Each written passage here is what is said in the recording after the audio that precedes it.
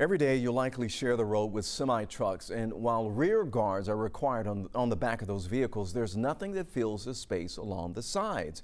And that may not seem like a big deal. However, 11 Alive News Investigates senior reporter Rebecca Lindstrom found it's a deadly gap safety advocates want to fix.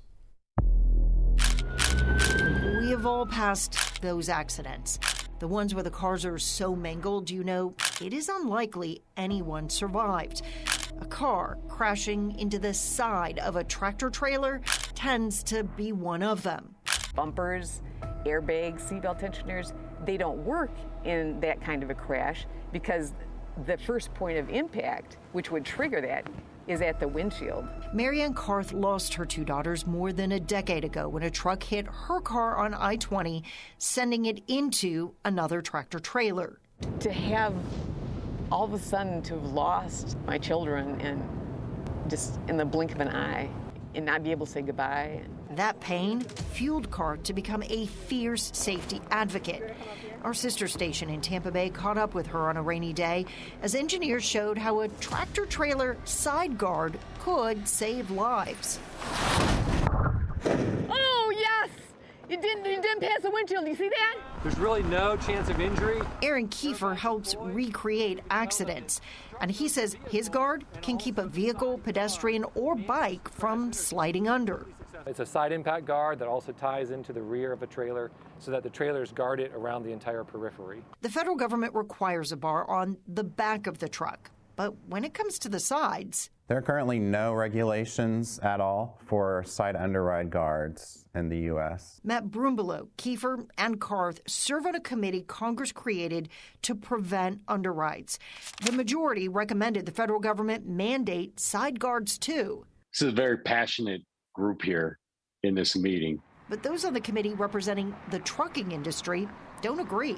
They argue a good design to protect bicyclists and pedestrians is different than what's needed to stop a car. There are no side underride guard designs right now that fit the bill. The added weight could mean less cargo capacity.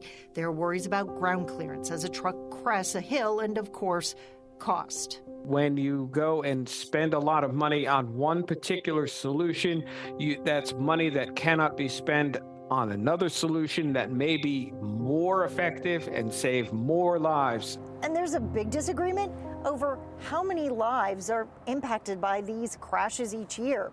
The federal government estimates that by installing side guards, 17 people would be saved each year. But there are people on the committee who feel that's low, that the federal government didn't calculate that number correctly.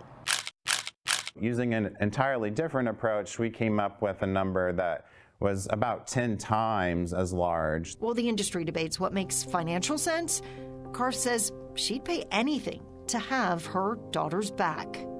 It's a slap in the face when you lose a loved one like this and you learn it's preventable.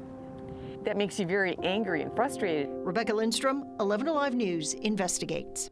So the federal government estimates it will cost $35 billion to install safeguards on every single truck on the roadway. But the industry says that money would be better spent on developing better crash prevention technology like automatic braking systems. You could dig a lot deeper into the findings on Inside 11 Alive News Investigates right now on 11 Alive Plus. It's free to download on your TV. And if you have a tip you want us to investigate, just call us at 404-873-9111 or email us at investigates@11alive.com.